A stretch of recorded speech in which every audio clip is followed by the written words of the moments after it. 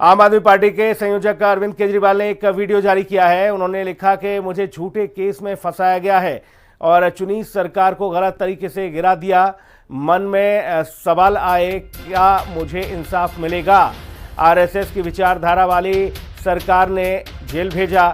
मैं और आम आदमी पार्टी उस विचारधारा के विरोधी हैं। अरविंद केजरीवाल ने साफ तौर पर वीडियो जारी करके ये सवाल खड़े किए हैं।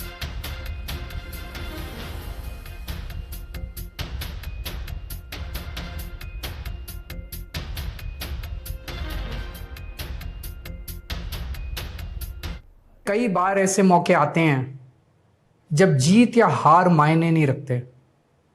उससे भी बड़ा हो जाता है सही और गलत का सवाल। क्या सही है और क्या गलत है?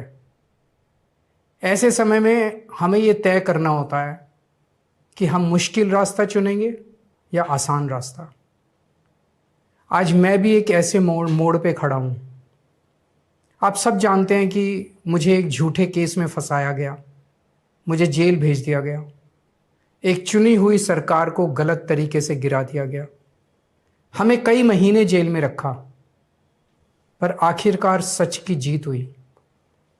27 फरवरी को अदालत ने मुझे पूरी तरह निर्दोष घोषित कर दिया। कोर्ट ने कहा केजरीवाल निर्दोष है, केजरीवाल ने कोई भ्रष्टाचार नहीं किया।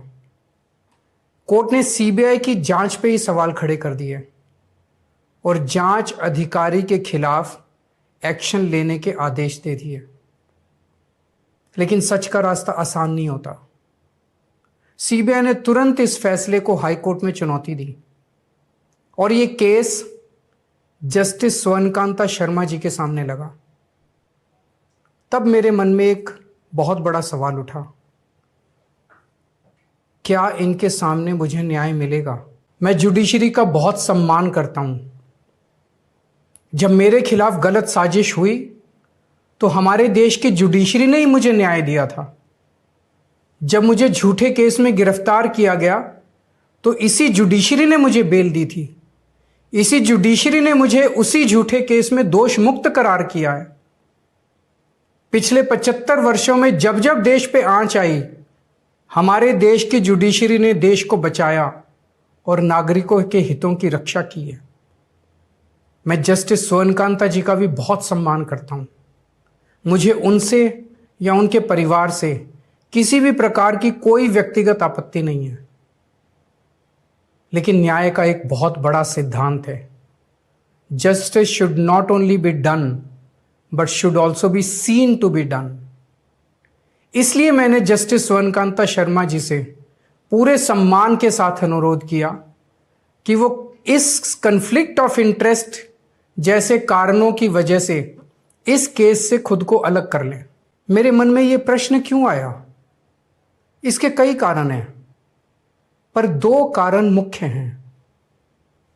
पहला कारण ये कि आरएसएस की जिस विचारधारा वाली सरकार ने झूठे आरोप लगा के मुझे जेल डाला, जज साहिबा ने स्वयं माना है कि उस विचारधारा से जुड़े संगठन अखिल भारतीय अधिवक्ता परिषद के मंचों पे वे कई बार जाती रही हैं। मैं और आम आदमी पार्टी उस विचारधारा के घोर विरोधी हैं। ऐसे में क्या उनके सामने मुझे न्याय मिल सकता है? दूसरा कारण कन्फ्लिक्ट ऑफ इंटरेस्ट। कोर्ट में मेरे विपक्ष में केंद्र सरकार की सीबीआई है और जस्टिस स्वर्णकांता जी के दोनों बच्चे केंद्र सरकार में काम करते हैं। उनके दोनों बच्चे केंद्र सरकार के वकीलों के पैनल में हैं। हमारे सामने कोर्ट में दूसरी ओर से वकील हैं सॉलिसिटर जनरल श्री तुषार मेहता जी। तुषार मेहता जी दोनों बच्चों को केस देते हैं। उन्हें कितने केस मिलेंगे, कौन से केस मिलेंगे, ये तुषार मेहता जी तय करते हैं। भारत सरकार के पैनल में लगभग 700 के करीब वकील हैं, लेकिन जस्टिस स्वर्णकांता जी के बेटे सबसे ज्यादा केस पाने वाले वकीलों में से एक हैं। उनके बेटे को 2023 से 2025 के बीच लगभग 5,904 केस डॉकेट मिले। इससे उनके बेटे को करोड़ों रुपए की फीस मिली। आज की तारीख में उन बच्चों का भविष्य और कमाई दोनों काफी हद तक तुषार मेहता जी पर निर्भर है। आज मेरे सामने सबसे आसान रास्ता है कि मैं उनका आदेश मान लूं और एक बड़ा वकील खड़ा करके उनके सामने अपना केस लड़ूं। पर यह मुद्दा अब सिर्फ मेरे केस का नहीं है, बल्कि आम लोगों के न्याय प्रणाली पर भरोसे का है। ऐसी दुविधा के मौके पे बापू ने हमें सत्याग्रह का रास्ता दिखाया। बापू ने कहा था कि जब भी किसी अन्याय का सामना करो तो उसका पहला कदम विरोध नहीं बल्कि बातचीत होना चाहिए। अपनी बात अन्याय करने वाले के सामने पूरी विनम्रता के साथ रखनी चाहिए और उसे सुधारने का पूरा मौका देना चाहिए। सारी कोशिशों के बाद भी अगर न्याय ना मिले तो अंतरात्मा की आवाज़ सुनो।